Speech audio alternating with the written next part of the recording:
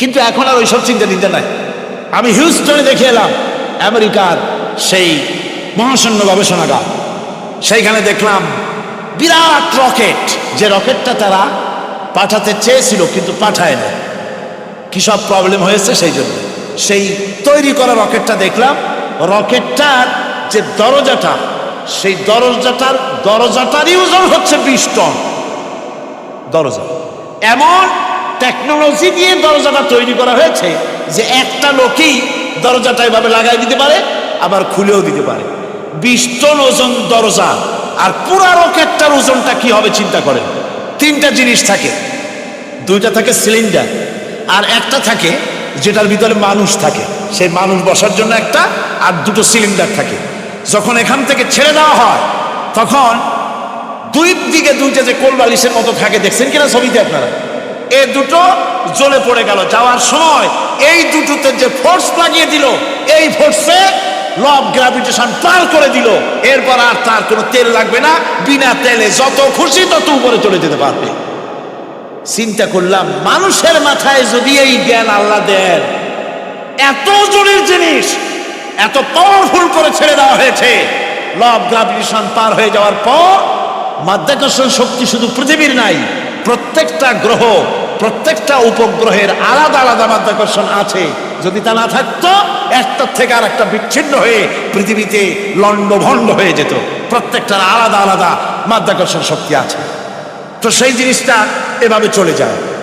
আল্লাহ রাব্বুল আলামিন তার হাবিবকে নেবেন, আপনার অত চিন্তা কেন, যেটা গেল কেমনে, এটা কি করে সম্ভব, আপনার মাথায় ঢুকবে না। আপনার আবার মাথায় ঢুকবে না, ঢুকবে না বলেই ঘটনার সূত্রপাত আল্লাহ কেমনে করছে সেদিকেই লক্ষ্য করেন। দুনিয়ার মানুষ, তুমি আমার কুদরত তোমার মাথায় ঢুকবে না, সেই জন্য ইসরার ঘটনা বলতে গিয়া রব্বুল আলামিন শুরুই করলেন সুবহানাল্লাযী আসরা বিআবদিহি। সুবহানাল্লাযী, সমস্ত দুর্বলতা অক্ষমতা থেকে মুক্ত সেই সত্তা যিনি তার বান্দাকে ইসরা করিয়েছেন, মেরাজ করিয়েছেন। সুবহানাল্লাহ। সমস্ত দুর্বলতা অক্ষমতা থেকে মুক্ত তিনি পার করে নিয়ে গিয়েছেন। তারপরে মুহূর্তের ভিতরে মহাশূন্য পাড়ি দিয়ে, সেই মহাশূন্য মানে কি, এইখান থেকে সূর্য কত দূরে জানেন না? 9,30,00,000 মাইল দূরে এখান থেকে সূর্য। সেই সূর্য, তারপরে রয়েছে গ্যালাক্সি, মিল্কি ওয়ে, গ্রহ নক্ষত্র, সে যে কত দূরে, যে সমস্ত তারকা, এমন বহুত তারকা আছে যে তারকা সৃষ্টির পর তার আলো পৃথিবীর মাটি আজ পর্যন্ত স্পর্শ করে নাই, অথচ আলোর গতি প্রতি সেকেন্ডে কত মাইল? 1,86,000 মাইল। এই 1,86,000 মাইলের সেকেন্ড, এর মিনিট, এর ঘন্টা, এর দিন, এর সপ্তাহ, এর মাস, এর বছর, এটাকে বলা হয় লাইট ইয়ার, আলোকবর্ষ। সেই তারকা তৈরি হওয়ার পর কত সহস্র সহস্র লাইট ইয়ার চলে গেল, আজও পর্যন্ত সেই তারকার আলো পৃথিবীর মাটি স্পর্শ করতে পারে নাই। তাহলে সেই তারা কোথায়? আল্লাহ রাব্বুল আলামিন তার হাবিবকে চাঁদ, সূর্য, গ্রহ, নক্ষত্র, মহাশূন্য পাড়ি দিয়ে, তারপরে 7 আকাশ পাড়ি দিয়ে সিদরাতুল মুনতাহা পর্যন্ত নিয়ে গেলেন। জোরে কোন সুবহানাল্লাহ। এবার সিদরাতুল মুনতাহা পর্যন্ত যাওয়ার পথে যত ঘটনা ঘটল, সেগুলো আপনারা ইতিহাস থেকে পড়ে নেবেন, ওগুলি বলার সময় আমার কাছে নাই। সিদরাতুল মুনতাহায় যাওয়ার পর হযরতে জিবরাইল বলেন, আর আমি যেতে পারবো না, এটা হলো বিপজ্জনক বর্ডার, আমি যদি আর এক চুল অগ্রসর হই তাহলে আমি জ্বলে পুড়ে ছাই হয়ে যাব, আমার আর যাওয়ার অধিকার নাই। হুজুর সেখানে বসে থাকলেন। জিবরাইল বলে গেলেন, এখান থেকে আপনাকে নেওয়ার কুদরতি ব্যবস্থা হয়ে যাবে। রাসূল দুনিয়ায় ফিরে এসে হযরতে বেলালকে ডেকে বলেছিলেন, বেলাল গো, এমন কি আমল তুমি করো আমারে শোনাও। হযরতে বেলাল বলেন, হুজুর আমার আমল তো সব আপনি জানেন। কয় না, কি করো শোনাও। বেলাল বলেন, হুজুর খাস আমলের মধ্যে এতটুকু আছে যে আমি কখনো বিনা উজুতে থাকি না, যখন উজু চলে যায় উজু করি আর উজুর ইহতেমামের জন্য 2 রাকাত নফল নামাজ পড়ি। হুজুর বলেন, বেলাল তুমি এই আমল ছাড়বা না, কারণ সিদরাতুল মুনতাহায় হযরত জিবরাইল আমারে যখন ছেড়ে চলে গেলেন আমার একা একা বড় ভয় লাগতে লাগলো। তখন আমার মনে হচ্ছিল তুমি যেন আমার চতুর্দিকে হাঁটতেছো। আমার ভাইরা, রফরফ নামক বিছানা চলে এলো। কুদরতি এই বিছানায় চড়ে নবীজি আল্লাহ রাব্বুল আলামিনের দরবারে আরশে আজিমে পৌঁছে গেলেন। জোরে বলেন সুবহানাল্লাহ, জোরে বলেন সুবহানাল্লাহ।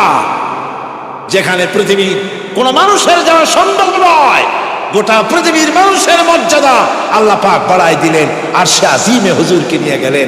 তারপরে তিনি কথাবার্তা হুজুরের সাথে কি বললেন সেই কথাগুলি নিয়ে আমাদের দেশে কথা হলো এই যে হুজুরকে নিয়ে আল্লাহ 5 ওয়াক্ত নামাজ দিছিলেন তো 50 ওয়াক্ত। মুসা আলাইহিস সালামের সাথে দেখা না হইলে তো কাম সারছিল, আমাদের আর উপায় ছিল না।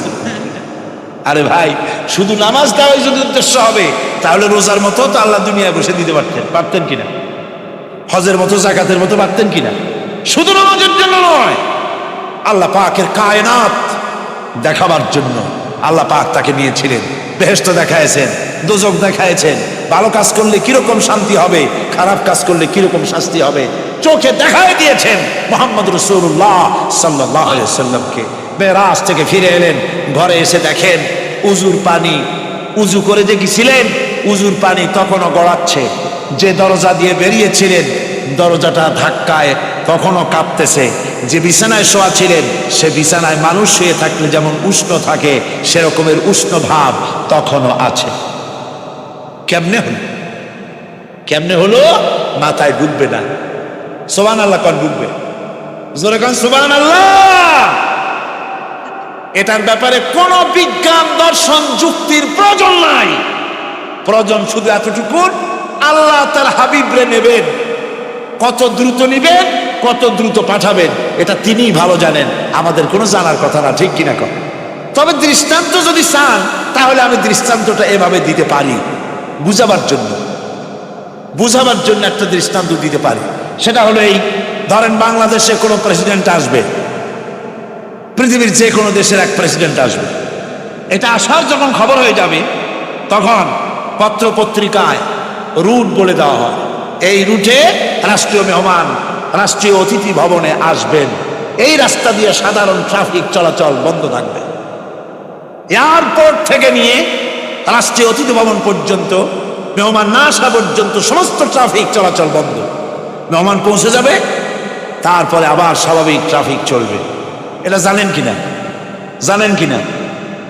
এইটা যদি পৃথিবীর সামান্য সলিমদ্দি কসিমদ্দি এই জন্য বলছি, আজ আছে কাল নাই, ঠিক কিনা গণ? আজ মন্ত্রিত্ব গেল, কালকে রাস্তায় দাঁড়ায় বলবে রিক্সাওয়ালা আমার একটু নেওয়া, বাজারে মাছ কিনতে যাবো, ঠিক কিনা? সুতরাং এদের তো কোনো মর্যাদা নাই, আজ আছে কাল নাই। এই দুনিয়ার সলিমদ্দি কসিমদ্দির জন্য যদি এভাবে ট্রাফিক চলাচল বন্ধ করে দেওয়া হয় তাহলে আকাশ এবং জমিনে আল্লাহ রাব্বুল আলামিনের সর্বশ্রেষ্ঠ মেহমান জনাবে মুহাম্মদ রাসূলুল্লাহ সাল্লাল্লাহু আলাইহি সাল্লাম, এই মেহমান আল্লাহর দরবারে যাবেন। আল্লাহ যদি বলে দিয়ে থাকেন, আল্লাহ যদি হুকুম করে থাকেন, সময়ের গতি, বার্ষিক গতি, আহ্নিক গতি, আকাশের গতি, সূর্যের গতি, সময়ের গতি, রাত 3টা 45 মিনিট 10 সেকেন্ড, এখন সমস্ত গতি স্তব্ধ হয়ে যায়। আমার হাবিব আমার দরবার থেকে ঘুরে যখন ঘরে ফিরে যাবেন আবার 3টা 45 মিনিট 11 সেকেন্ড থেকে শুরু হয়ে যাবে। যদি আল্লাহ এমনটি করে থাকেন তাহলে উজুর পানি গড়াতে দেখা আর দরজা কাঁপতে দেখা অসম্ভব। জোরে বলেন অসম্ভব। এটা আমি একটা দৃষ্টান্ত দিলাম মাত্র। আসলে আল্লাহ পাক করিয়েছেন তার হাবিবকে, কোন কাইফিয়াতে কিভাবে নিয়েছেন আল্লাহ নিয়েছেন তার হাবিবরে। আপনার চিন্তা করার কোনো দরকার নাই, ঘুম নষ্ট করে দরকার নাই। আল্লাহ তার হাবিবকে মেরাজ করিয়েছেন। জোরে কোন সুবহানাল্লাহ, চিল্লায় কোন সুবহানাল্লাহ। ভাইরা আমার, নবীজি মেরাজ থেকে ফিরে এলেন, এবার আসল দায়িত্ব এসে গিয়েছে। মেরাজের পরেই মদিনা মুনাওয়ারায় রাসূলুল্লাহ হিজরত করলেন। এই হিজরতের পর আল্লাহর নবী মদিনা শরীফে এসে ইসলামী স্টেট কায়েম করে দিলেন। আজ নবী প্রেসিডেন্ট হয়ে গেছেন। জোরে কোন সুবহানাল্লাহ, জোরে সরে বলেন সুবহানাল্লাহ। আমার বন্ধুগণ, নবীজির টুপি সুন্নত, নবীজির টুপিটা মাথায় লাগাই। নবীজি মিষ্টি পছন্দ করতেন, মিষ্টি সুন্নতটা পছন্দ করি। নবীজি কদু খাইতেন, কদু খাওয়া সুন্নতটা পছন্দ করি। নবীজি চোখে সুরমা লাগাতেন, সুরমা লাগানোর সুন্নত পছন্দ করি। কিন্তু নবীজি রাষ্ট্র দখল করে প্রেসিডেন্ট হয়েছিলেন, আর আল্লাহর দ্বীন কায়েমের জন্য তায়েফে যে রক্ত দিয়েছিলেন সেটাও যে সুন্নত। আবার ওহদে যে দান মোবারক শহীদ হয়েছিল সেটাও যে সুন্নত। মা বাপের জায়গা জমি ঘর বাড়ি ছেড়ে দিয়ে হিজরত করেছিলেন। এই সুন্নত বড় কঠিন, এই কঠিন সুন্নতের কাছে মুসলমানের পাওয়া যায় না। বকর রাদিয়াল্লাহু তাআলা আনহুকে ইমামতির জায়গায় দিয়ে দিলেন। তিনি নামাজ শুরু করলেন, পিছনে সাহাবারা কান্দা শুরু করে দিলেন। তাদের মনের ধারণা হলো আল্লাহর নবীর পিছনে নামাজ পড়া জীবনে আমাদের আর কিসমতে হবে না। সাহাবীরা কাঁদতেছেন, আল্লাহর নবী জ্বরে একবার বেহুশ হয়ে পড়েন, আবার একবার হুশে আসেন। নবীজি হুশে এসে হযরত আয়েশাকে জিজ্ঞেস করেন, আয়েশা রে এখন কোন সময়? হযরত আয়েশা বলেন, হুজুর নামাজে রক্ত হয়ে গেছে। সাহাবায়ে কিরাম আপনার অপেক্ষা করে জামাত শুরু করে দিয়েছেন। হুজুর বলেন দরজাটা খুলে দাও, আমি একটু দৃশ্যটা দেখি। দরজা খুলে দেওয়া হলো। হযরত আয়েশার কাঁধের উপরে ভর করে হুজুর মাথা উঁচু করে মসজিদে নববী নামাজের দৃশ্য দেখে কিছুক্ষণ তাকায় থেকে শুয়ে পড়লেন। হুজুরের দুই চোখ দিয়ে পানি বেয়ে পড়তে লাগলো। হযরত আয়েশা বলেন, হুজুর নামাজের দৃশ্য দেখে কাঁদেন কেন? আল্লাহর নবী বলেন, আয়েশা রে এটা কোনো দুঃখের বাণী নয়, আমার চোখে পানি এসেছে বড় তৃপ্তির বাণী।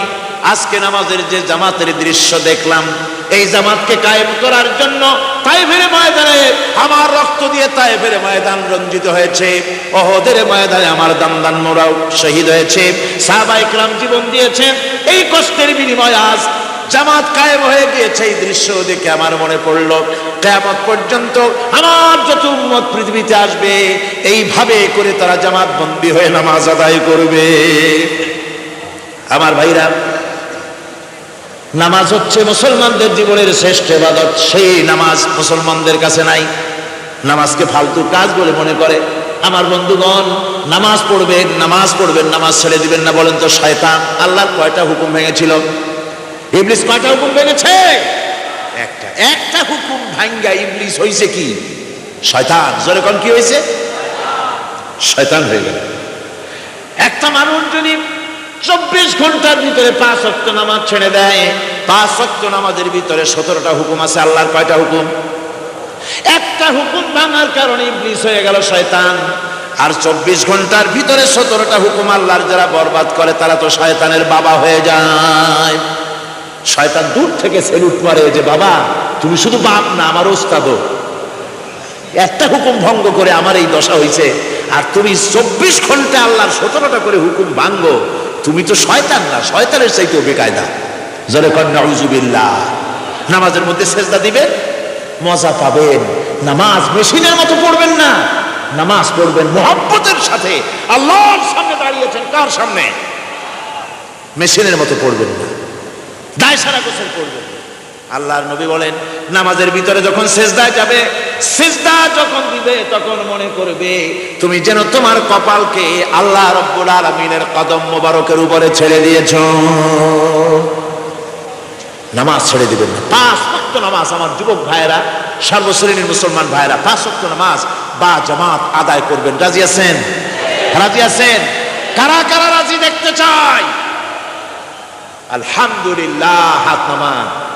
জোরে কোন আলহামদুলিল্লাহ, হাত নামান। এতদিন যে নামাজ পড়েন নাই, আল্লাহ যেন মাফ করে দেন। জোরে কোন আমিন। উমরি কাজা শুরু করে দিবেন। 5 ওয়াক্ত নামাজ সঠিকভাবে আদায় করবেন। তাওহীদের তাকাজা হচ্ছে নামাজকেও প্রতিষ্ঠা করতে হবে। তারপরে আল্লাহর আনুগত্যশীল হতে হবে। এগুলি হচ্ছে তাওহীদের তাকাজা, তাওহীদের কথা। আল্লাহ পাকের প্রতি এই মহব্বত নিয়ে আল্লাহ নামাজ, আল্লাহ রোজা ইত্যাদি সঠিকভাবে জীবনের সকল ক্ষেত্রে করতে হবে। আর সাহায্য চাইতে হবে কেবলমাত্র আল্লাহর কাছে। সাহায্যটা কার কাছে চাইবেন কন তো?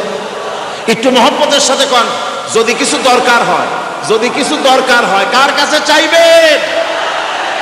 আল্লাহ পাক বলছেন নামাজে প্রত্যেক নামাজের ভিতরে আমরা বলি ইয়্যাকা না'বুদু ওয়া ইয়্যাকা নাস্তাঈন। পড়েন সবাই, ইয়্যাকা না'বুদু ওয়া ইয়্যাকা নাস্তাঈন। আল্লাহ আমরা একমাত্র তোমার গোলাম। একমাত্র কার গোলাম? তোমার গোলাম। সাহায্য কার কাছে চাই? তুমি আল্লাহ, তোমার কাছেই সাহায্য চাই। প্রত্যেক নামাজে প্রত্যেক রাকাতে সূরা ফাতিহার কথা আমরা বলি। আমার বন্ধুগণ, নামাজের মধ্যে কথা বলা সত্ত্বেও আমরা নামাজের ভিতরে আল্লাহ রাব্বুল আলামিনের কাছে সাহায্য চাই বলে বলি, কিন্তু সাহায্যটা আল্লাহর কাছে চাই না।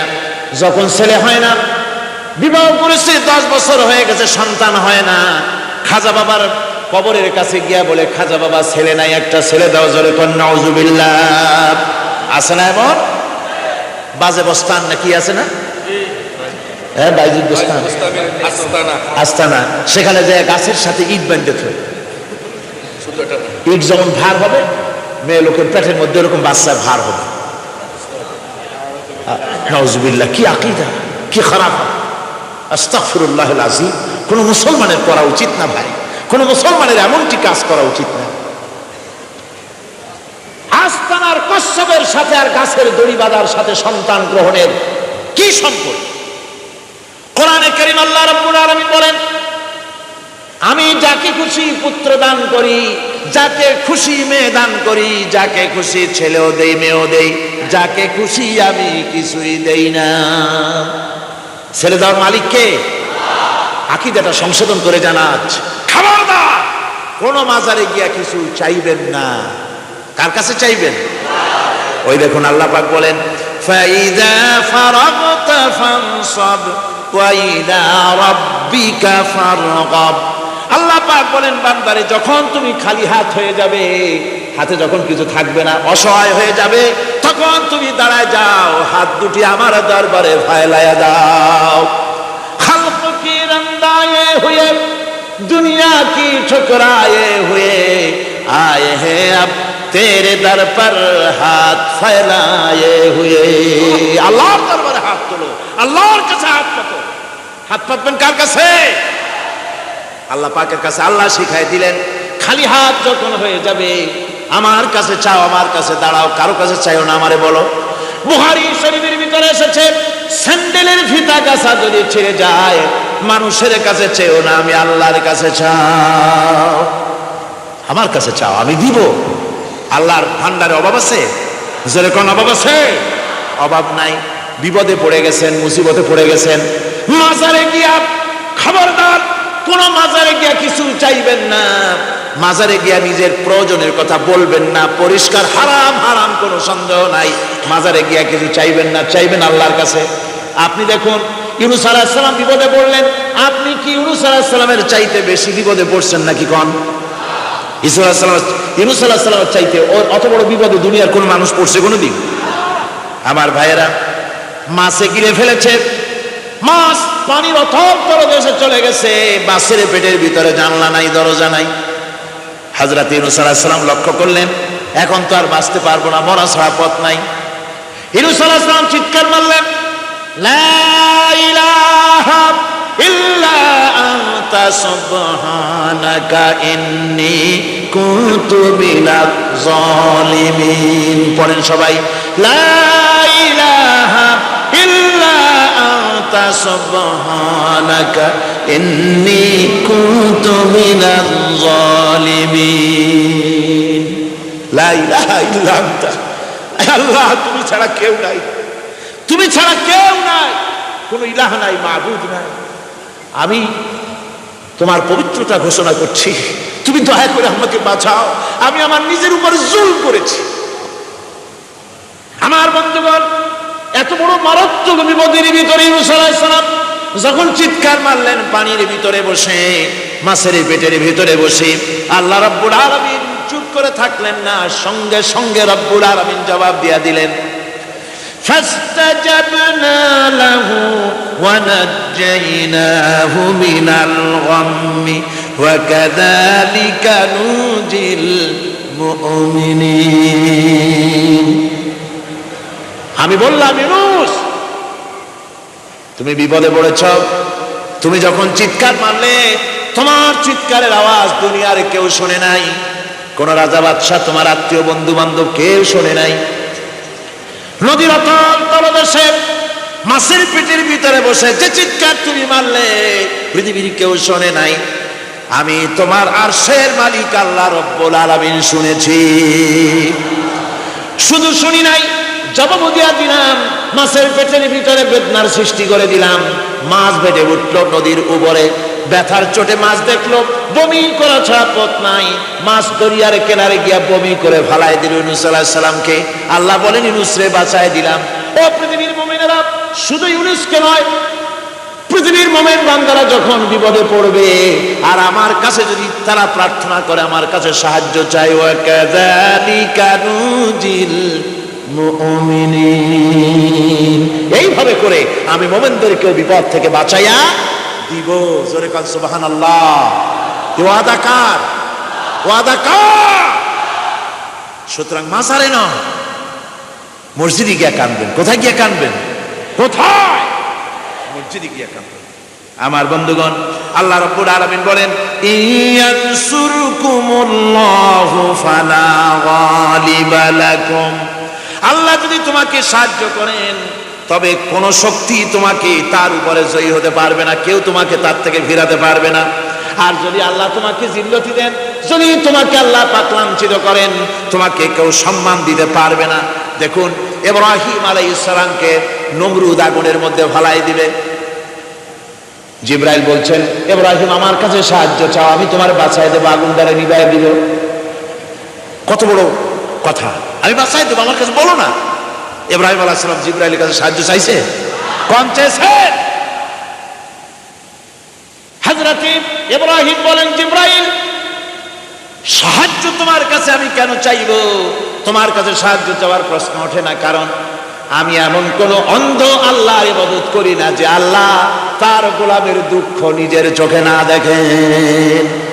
আমি আগুনে পড়ে গেলে, আগুনে জ্বললে পরে আমার আল্লাহ যদি খুশি হন, তাহলে এরকম আগুনে 1000 বার পড়ে জীবন দিতে আমি ইব্রাহিম রাজি আছি। ইব্রাহিম আলাইহিস সালাম আগুনে পড়ে গেলেন। আল্লাহ পাক দেখলেন ইব্রাহিম পাস করছে। কোন ডিভিশন? ফার্স্ট ক্লাস পাস হয়ে গেছে।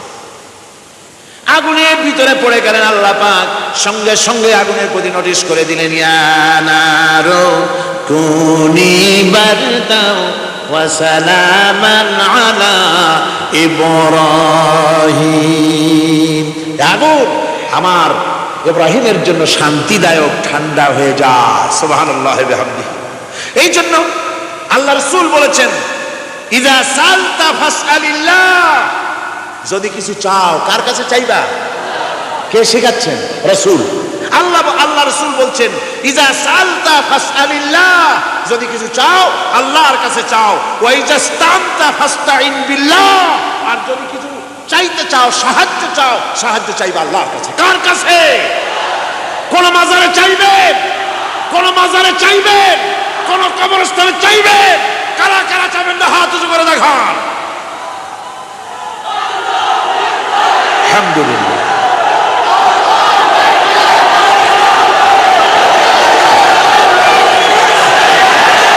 আলহামদুলিল্লাহ। ও ভাই বসেন, বসেন। আমি তো দাঁড়াইতে কই নাই, দাঁড়ান কেন? এই তো শেষ করে দিচ্ছি। বিরক্ত হচ্ছেন নাকি? বিরক্ত হচ্ছেন? শেষ হয়ে এলো, একটুখানি জিকির করেন আল্লাহ আল্লাহ আল্লাহ আল্লাহ আল্লাহ।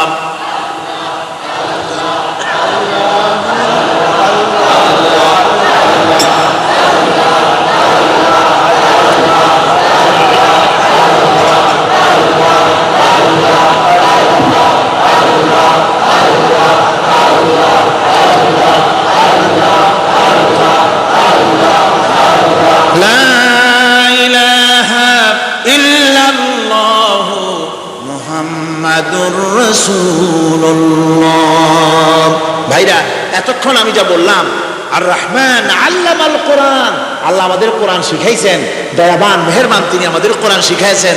কোরআন আমাদেরকে তাওহীদ শিখাইছে। কি শিখাইছে? এতক্ষণ তাওহীদের কথা বললাম, এবার শিরকের কথা শুনতে হবে। তাওহীদ বোঝা যাবে না শিরক না জানলে, শিরক বোঝা যাবে না তাওহীদ না জানলে। দিন বোঝা যায় না রাত না বুঝলে, রাত বোঝা যায় না দিন না হলে, টক বোঝা যায় না মিষ্টি না হলে, মিষ্টি বোঝা যায় না টক বা তিতা না হলে। কথা বুঝতে পেরেছেন? একটার বিপরীত আর একটা, এটাকে বুঝতে হবে। সুতরাং শিরক এটা হচ্ছে আন্দাজ আর অনুমানের উপর। শিরকের ভিত্তি আন্দাজ আর অনুমান। শিরকের ভিত্তি কি? এ কথাগুলি আমার না, আমি কার কথা শোনাতেছি? আমি কি কিসসা কাহিনী শোনাচ্ছি? গাঁজাখুরি গল্প? আল্লাহর কথা। আমার আল্লাহ পাক বলছেন, আলা ইন্না লিল্লাহি মান ফিস সামাওয়াতি ওয়া মান ফিল আরদ। জেনে রাখো, আসমানের বাসিন্দা হোক আর জমিনের বাসিন্দা হোক, সব হতেছে আল্লাহর মালিকানাধীন। কার মালিকানাধীন? وما يتبع الذين يدعون من دون الله شركاء। যারা আল্লাহকে ছাড়া মন গড়া শরীকদারকে ডাকে, আল্লাহরে বাদ দিয়া অন্য শরীকদের যারা ডাকে, তারা এইটা ডাকে কিভাবে?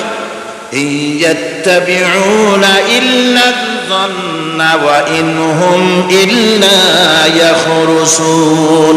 তারা নিছক আন্দাজ এবং অনুমানের অনুসারী, আর শুধু কল্পনাই করে। সব কল্পনা, কোনো দলিল নাই। মাজারে গিয়া কিছু চাওয়া, এর কি কোনো দলিল আছে?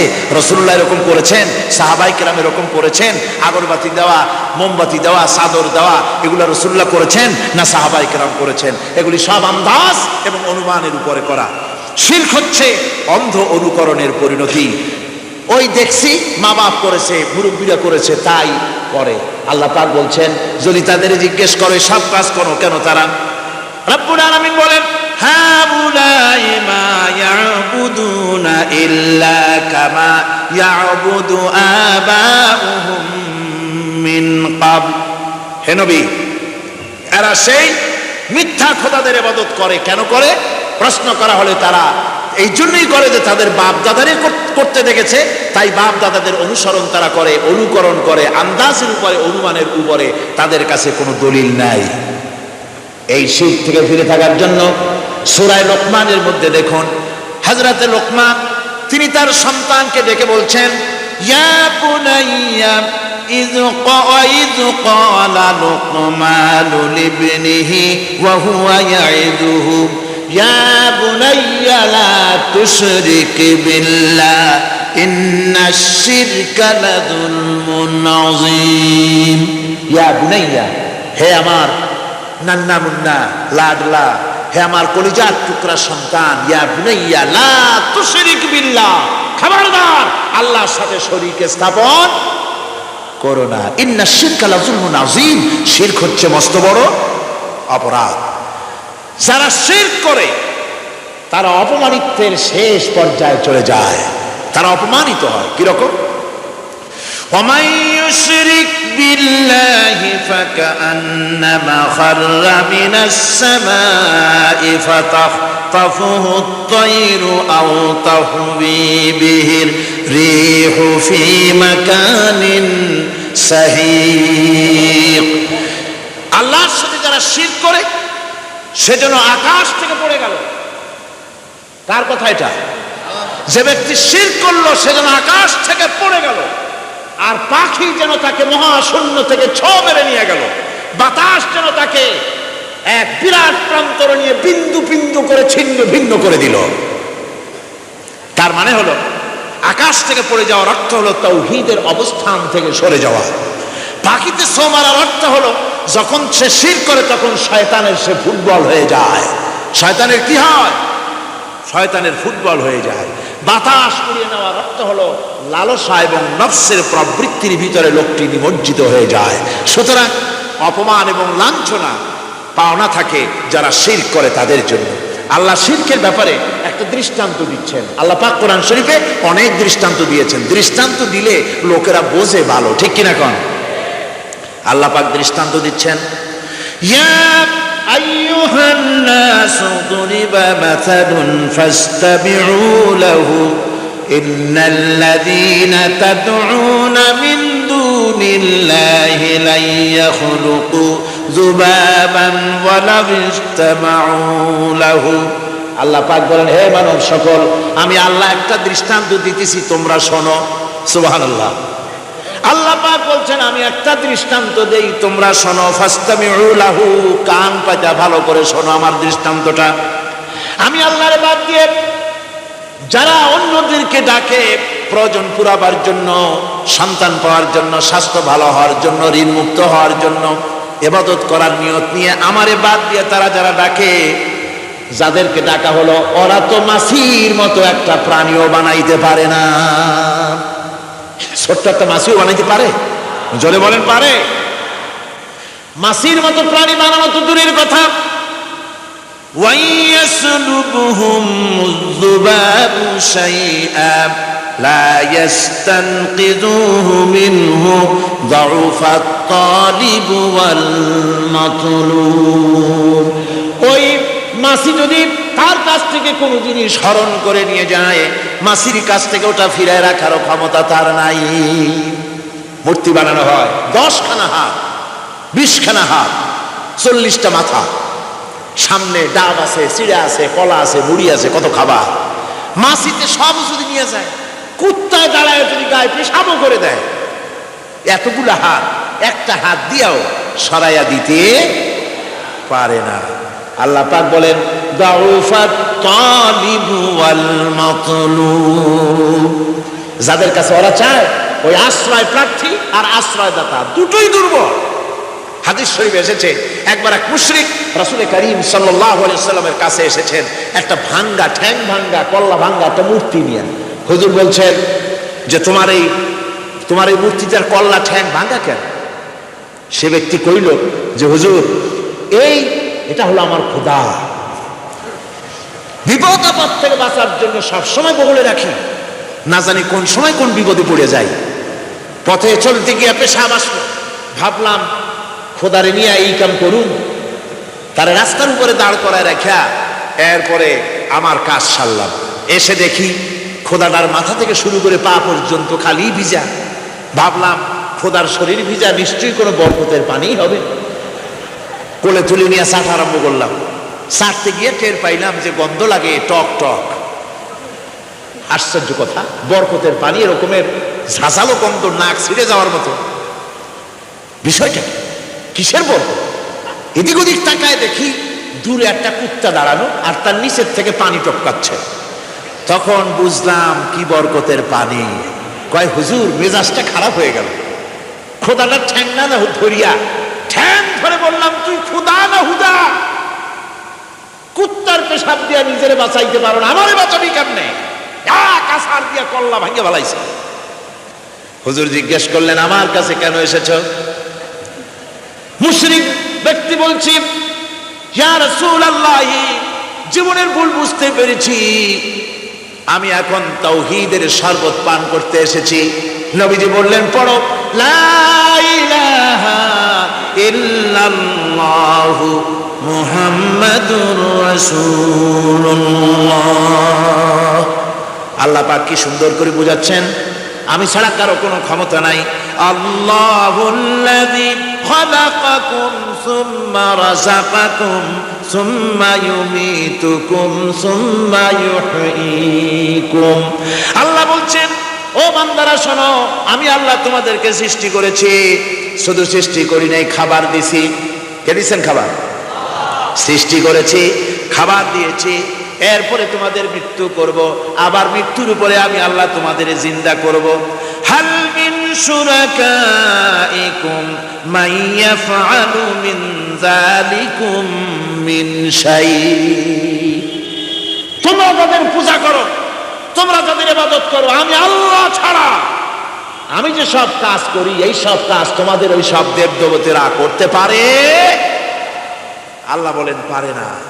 সুবহানাহু ওয়া তাআলা আম্মা ইউশরিকুন। তিনি পবিত্র, পবিত্র, পবিত্র।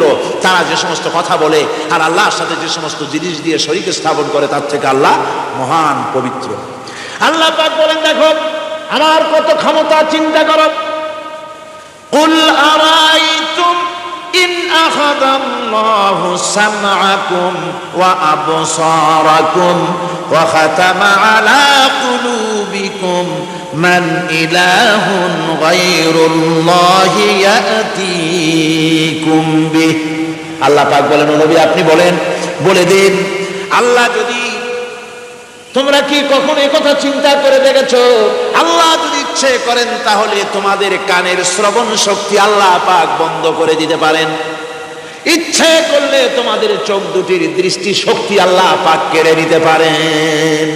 ইচ্ছে করলে তোমার বিবেক বুদ্ধি সব লোপ পায়া পাগলে পরিণত করে দিতে পারেন। পারেন কিনা জোরে কোন? আল্লাহ পাক বলেন, কখনই কি সব কথা চিন্তা করেছ? ইচ্ছে করলে আমি তোমার শ্রবণ শক্তি বন্ধ করে দিতে পারি, চোখের দৃষ্টি শক্তি, চোখের নূর কেড়ে নিতে পারি, বিবেক বুদ্ধি লোপ পাওয়া দিতে পারি। এরপরে এগুলি যদি আমি করে, মান ইলাহুন গায়রুল্লাহি ইয়াতীকুম বিহ, তাহলে আমি আল্লাহ ছাড়া মন কে আছে? আবার তোমার দৃষ্টি শক্তি ফিরায় দিতে পারে, আবার তোমার শ্রবণ শক্তি ফিরায় থাকে, ফিরায় দিতে পারে, আবার তোমার বিবেক শক্তি ফিরায় দিতে পারে। আছে কি কেউ? আছে? আল্লাহ পাক বলেন, নবী আপনি বলেন, আমার নিয়ামত খায় লাভলাভি করো, আমার নিয়ামত খাও, পানি খাও, মাছ খাও, গোশ খাও, যে পানি না হলে তোমাদের জীবন বাঁচে না। কুল আরাআইতুম ইন আসবাহা মাউকুম গাওরান ফামান ইয়াতীকুম বিমাইন মাঈন।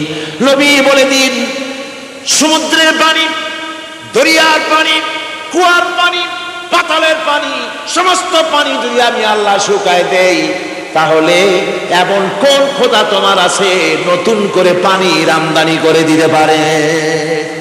কি সুন্দর করে আল্লাহ বুঝাচ্ছেন। সুবহানাল্লাহ, সুবহানাল্লাহ। শোনো বান্দারা, ও নবী আপনি মানুষকে ভালো করে বুঝান।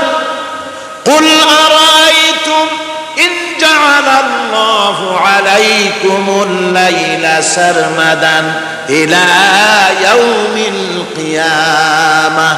ও নবী ভালো করে বুঝান, আমি যদি এই রাত্রটাকে টেনে কিয়ামত পর্যন্ত লম্বা করে দেই, এই রাত যদি আর সকাল না হয়, মান ইলাহুন গায়রুল্লাহি ইয়াতীকুম বিদিয়া, আমি আল্লাহ ছাড়া কে আছে এই রাতের অন্ধকার দূর করে দিয়ে সূর্যের আলো এনে দিতে পারে?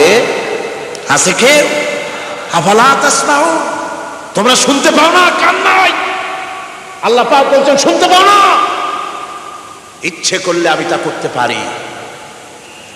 শুধু তাই নয়, কুল আরাইতুম ইন জাআলাল্লাহু আলাইকুমুন নাহারা সারমাদান ইলা ইয়াউমিল কিয়ামাহ, আমি যদি ইচ্ছে করি দিনটাকে টেনে নিয়ে কিয়ামত পর্যন্ত লম্বা করে দিতে পারি, মান ইলাহুন গায়রুল্লাহি ইয়াতীকুম বিলাইলিন তাসকুনুনা ফীহি আফালা তুবসিরুন।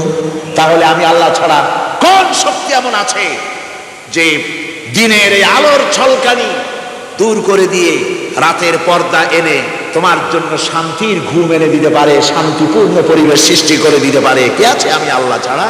তোমরা কি দেখতে পাও না? শুনতে পাও না? কান নাই? চোখ নাই? আল্লাহ পাক এভাবে করে মানুষকে সুন্দর করে করে শিরক থেকে বাঁচার জন্য বলছেন সমস্ত ক্ষমতা হচ্ছে আমি আল্লাহর। সমস্ত ক্ষমতা কার? আল্লাহ পাক বলেন, এই শিরক যদি ছেড়ে না দাও, আমি ছাড়া অন্য কারো কাছে যদি সন্তান কামনা করো, স্বাস্থ্য কামনা করো, ঋণ মুক্তির কামনা করো, জেনে রাখো, কুল তামাত্তাউ ফাইন্না মাসীরাকুম ইলান নার। আল্লাহ পাক বলেন নবী ওদের বলে দেন, ফুর্তি করো, খাও, জনমের মতো লুটে ফুটে খাও, এরপরে জায়গা হবে জাহান্নাম। জায়গা হবে কোথায়? শিরক যারা করে তাদের জায়গা হবে জাহান্নাম। আল্লাহ বলে দিয়েছেন, ইন্নাহু মান ইউশরিক বিল্লাহি ফাকাদ হারামাল্লাহু আলাইহিল জান্নাহ ওয়া মাওয়াহুন নার। যে ব্যক্তি শিরক করবে তার জন্য আল্লাহ পাক জান্নাতকে হারাম করে দিবেন। নাউযুবিল্লাহ। আল্লাহর জান্নাত হারাম। যারা শিরক করবে তাদের জন্য বেহেশত কি? হারাম। আমার বন্ধুগণ, বড় মারাত্মক কথা। খবরদার, এই শিরক থেকে আমাদেরকে বাঁচতে হবে। আল্লাহ সব গুনাহ মাফ করবেন, শিরকের গুনাহ। আল্লাহ পাক বলছেন, ইন্নাল্লাহা লা ইয়াগফিরু আন ইউশরাকা বিহি ওয়া ইয়াগফিরু মা দুনা যালিকা লিমান ইয়াশা। আল্লাহ রাব্বুল আলামিন শিরকের গুনাহ মাফ করবেন না, সমস্ত গুনাহ মাফ হয়ে যাবে, শিরকের গুনাহ রব্বুল আলামিন মাফ করে দিবেন না। ওয়া মান ইউশরিক বিল্লাহি ফাকাদ ইফতারা ইসমান আযীমা। যারা শিরক করলো তারা আল্লাহর সাথে মিথ্যা আরোপ করলো, জুলম করলো আল্লাহর উপরে। জোরে কোন নাউযু বিল্লাহি মিন যালিক। ভাইরা আমার, সুতরাং আমাদেরকে ডাকতে হবে একমাত্র আল্লাহ পাককে। কাকে ডাকতে হবে? আল্লাহ পাককে ডাকতে হবে। তিনি আমাদের সমস্ত প্রয়োজন মিটিয়ে দিবেন। এ বিশ্বাস আছে তো? এ বিশ্বাস হয়েছে? আল্লাহ পাক বলছেন, ওয়ালা তাদউ মিন দুনিল্লাহি মা লা ইয়ানফাউকা ওয়ালা ইয়াদুররুকা ফাইন ফাআলতা ফাইন্নাকা ইযাম মিনাজ যালিমিন। আল্লাহকে ছেড়ে এমন শক্তিকে কেন ডাকো যে শক্তি তোমার কোনো ফায়দা করতে পারবে না, কোনো ক্ষতিও করতে পারবে না, এমনকি ওরা নিজেদেরও কোনো উপকার করতে পারে না। আল্লাহ পাক আরো বলেন, ওয়াইয়ামসাসকাল্লাহু বিদুররিন ফালা কাশিফা লাহু ইল্লা হুয়া। আল্লাহ পাক যদি কোনো বিপদ দেন, ওই বিপদ থেকে তোমাকে কেউ ফিরাইয়া দিতে পারে না। ওয়াইয়ুরিদিকা বিখাইরিন ফালা রাদ্দা লিফাদলি। আল্লাহ পাক যদি তোমার কোনো অনুগ্রহ করতে চান, তোমাকে যদি কোনো সাহায্য করতে চান, সেই সাহায্যের মুখেও তোমাকে কেউ প্রতিরোধ করে তুলতে পারে না, আল্লাহ সাহায্য ফিরাই দিতে পারে না। সুতরাং সব কিছুর মালিক হচ্ছেন আল্লাহ। চাইতে হবে আল্লাহর কাছে। বলুন তো জোরে সোরে, হায়াতের মালিক কে? সমস্ত মুসলমানদেরকে চিল্লায় বলতে হবে। দাঁড়ানো মানুষ, বসা মানুষ, সব মুসলমান একযোগে শরীরের সমস্ত শক্তি দিয়ে বলুন, হায়াতের মালিক কে? মওতের মালিক কে? হাসাবার মালিক কে? কাঁদাবার মালিক কে? খেতে দেওয়ার মালিক কে? মৃত্যু দেওয়ার মালিক কে? সব কিছুর মালিক কে? আল্লাহ সুবহানাহু ওয়া তাআলা। তিনি হচ্ছেন একমাত্র আমাদের প্রভু। ওই আল্লাহ রাব্বুল আলামিন বলেন, ওয়া'বুদুহু ওয়াশকুরু লাহু ইলাইহি তুরজাউন। ওই আল্লাহর ইবাদত করো, তার শুকর আদায় করো, তার দিকেই আমাদের সকলকেই ফিরে যেতে হবে। আমরা বিপদে পড়ি, মুসিবতে পড়ি, যে অবস্থায় থাকি, আল্লাহ আমাদেরকে বাঁচান, রক্ষা করেন, এই বিশ্বাস আমাদের মনের মধ্যে সব সময় থাকতে হবে। আমরা ঝড়ের মধ্যে পড়ি, বৃষ্টির মধ্যে পড়ি, বিপদে পড়ি, যেখানেই থাকি, যত কষ্ট করি, সব জায়গায় আল্লাহ আমাদের হেফাজত করেন। কে করেন? হেফাজত। সুতরাং কোনো মাজারে নয়, কোনো কবরে নয়। আপনারা এর থেকে, এই সমস্ত শিরক এবং বেদাত থেকে আপনাদেরকে বাঁচতে হবে। আকাশ থেকে, জমিন থেকে খাদ্য, রিজেক, ভালো সব কিছু আল্লাহ পাক আমাদেরকে দেন। আইলাহুম্মা আল্লাহ। এই সমস্ত কাজে আল্লাহর কোনো শরীক নাই। আছে নাকি কোনো শরীক? যদি থাকে, কুল হাতু বুরহানাকুম ইন কুনতুম সাদিকিন। যদি তোমাদের কোনো দলিল থাকে, যদি সত্যবাদী হও তোমাদের দাবিতে, তাহলে সেই দলিল তোমরা নিয়ে আসতে পারো। আমাদেরকে পরিষ্কারভাবে সব কিছু চাইতে হবে আল্লাহর কাছে। এই ঈমান আজকে পোক্তা হলো তো? জোরে বলেন, পোক্তা হলো? আমরা মোনাজাত করবো। এখন কি করব? মোনাজাত হবে। দাঁড়ানো ভাইরা বসেন, এক মুহূর্তের ভিতরে দাঁড়ানো ভাইরা বসে পড়ুন। আল্লাহর কাছে এখন আমরা চাইবো। আজকে জুমার রাত, আজকে কিসের রাত? যে আল্লাহর এত শক্তির কথা বললাম, সেই আল্লাহর কাছে চাইবো, ভিক্ষা করব। আজকে আল্লাহর কাছে চাইবো। আল্লাহর কাছে চাওয়া থেকে যারা মাহরুম হয়, তাদের অবস্থা যে কত করুণ।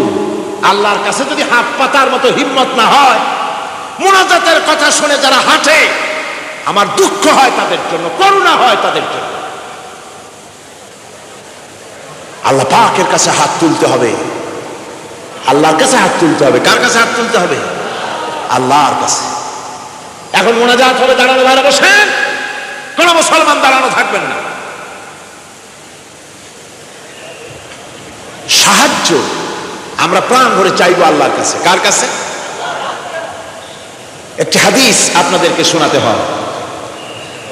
روي الطبراني في إسناده أنه كان في زمان النبي صلى الله عليه وسلم منافق يؤذي المؤمنين فقال بعضهم قوموا بنا نستغيث برسول الله صلى الله عليه وسلم من هذه المنافق طبراني حديث এটি সনদ সহকারে হাদিসটি এসেছে সেটা হচ্ছে যে রাসূল করিম সাল্লাল্লাহু আলাইহি ওয়াসাল্লামের জামানায় একজন মুনাফিক এক এলাকায় মুসলমানদেরকে খুব রকম নির্যাতন করতেছিল এলাকার মুসলমানেরা বলল যে চলো আমরা যাই রাসূল করিম সাল্লাল্লাহু আলাইহি ওয়াসাল্লামের কাছে সাহায্য চাই তিনি যদি মুনাফিক থেকে আমাদের বাঁচান এবং তারা গিয়ে রাসূলের কাছে মুনাফিক থেকে বাঁচার জন্য সাহায্য চাইলেন فقال النبي صلى الله عليه وسلم إنه لا يستغاث بي وإنما يستغاث بالله শোনো মুসলমানেরা খবরদার আমার কাছে সাহায্য চাইও না সাহায্য চাইবে কেবলমাত্র আল্লাহ পাকের কাছে সাহায্য চাইতে হবে আল্লাহ পাকের কাছে সুতরাং কোরআন থেকে হাদিস থেকে আপনাদের সামনে কথাগুলি তাওহীদ এবং শিরকের ব্যাপারে কথাগুলি স্পষ্ট করে বলে দেওয়া হলো عن جابر بن عبد الله رضي الله تعالى عنهما قال سمعت رسول الله صلى الله عليه وسلم يقول من لقي الله لا يشرك به دخل الجنة হযরত জাবির রাদিয়াল্লাহু তাআলা আনহু বলছেন আমি শুনেছি রাসূলুল্লাহ বলেছেন মুসলিম শরীফের হাদিস আমি শুনেছি আমার কানে রাসূলুল্লাহ বলেছেন যে ব্যক্তি আল্লাহর দরবারে এই অবস্থায় উপস্থিত হবে যে সে কোনো শিরক করে নাই আল্লাহ তাকে বেহেশত দিয়ে দিবেন ওয়ামান লাকিয়াহু ইউশরিকু বিহি শাইআন দাখালান নার আর যে ব্যক্তি আল্লাহর দরবারে উপস্থিত হবে এমন অবস্থায় যে শিরক করেছিল আল্লাহ পাক তাকে জাহান্নাম দিয়ে দিবেন নাউজুবিল্লাহ পড়েন নাউজুবিল্লাহ পড়েন আমার বন্ধুগণ আরেকটি হাদিস عن جندب رضي الله تعالى عنه قال سمعت رسول الله صلى الله عليه وسلم قبل ان يموت بخمس রাসূল করিম সাল্লাল্লাহু আলাইহি ওয়াসাল্লামের মৃত্যুর ইন্তেকালের 5 দিন পূর্বে এই হাদিসটি তিনি বলেছেন হুজুরের ইন্তেকালের 5 দিন পূর্বে মুসলিম শরীফের হাদিস হাদিসটি হচ্ছে হুজুর বলছেন আলা ওয়া ইন্না মান কানা ক্বাবলাকুম কানু ইয়াত্তাখিযুনা কুবুর আমবিয়াইহিম ওয়া সালিহিহিম মাসাজিদান ফালা ইয়াত্তাখিযুল কুবুর মাসাজিদান ইন্নী নাহাকুম আন যালিক রাওয়াহু মুসলিম ইন্তেকালের 5 দিন আগে হুজুর বললেন সাবধান ও আমার উম্মতেরা তোমাদের আগে যারা এসেছিল এই পৃথিবীতে তারা তাদের নবীদের কবরগুলিকে সেজদার জায়গা বানিয়েছিল তারা তাদের নেককার বান্দাদের কবরগুলিকে তারা মসজিদ বানিয়েছিল সেখানে তারা সেজদা করত খবরদার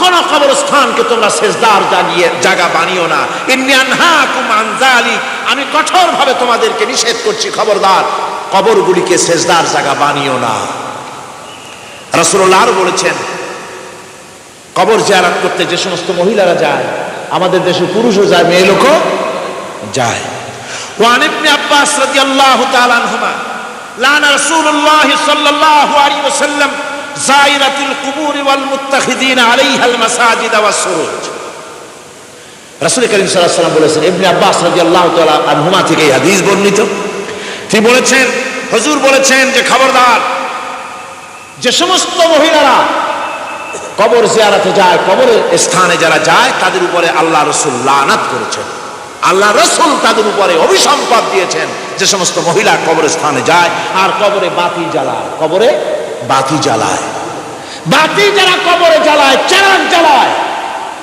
আল্লাহ রাসূল তাদের উপরে লানাত করেছেন সুতরাং কবরে আগরবাতি দেওয়া মোমবাতি দেওয়া চাদর দেওয়া এগুলি মুসলমানদের কাজ নয় এগুলি মুসলমানদের কাজ আপনারা খবরদার এগুলি করবেন না সাহায্য করবেন টাকা দিবেন পয়সা দিবেন সব গরিবদের দেবেন এতিমদের দেবেন মাদ্রাসা দিবেন লিল্লাহকে দিবেন মসজিদে দিবেন গরিব মানুষকে দিবেন এতিমদেরকে দিবেন বিধবাদেরকে দিবেন মুসলমানকে দিবেন রাজি আছে মাজারে আগর না চাদরবাতি না মোমবাতি না কিচ্ছু না কোন মাজারে গেলেন বাস আসসালামু আলাইকুম ইয়া আহলাল কুবুর সূরা ফাতিহা পড়লেন সূরা ইখলাস পড়লেন দরুদ শরীফ পড়লেন দোয়া করে দিলেন আল্লাহ কবরে যিনি শুয়ে আছেন তারা বললাম ভাই সব পৌঁছে দাও শেষ কিচ্ছু চাওয়ার নাই চাইতে হবে আল্লাহর কাছে কার কাছে মুসলমান রাজি আছেন কারা কারা রাজি দেখান কারা কারা রাজি আলহামদুলিল্লাহ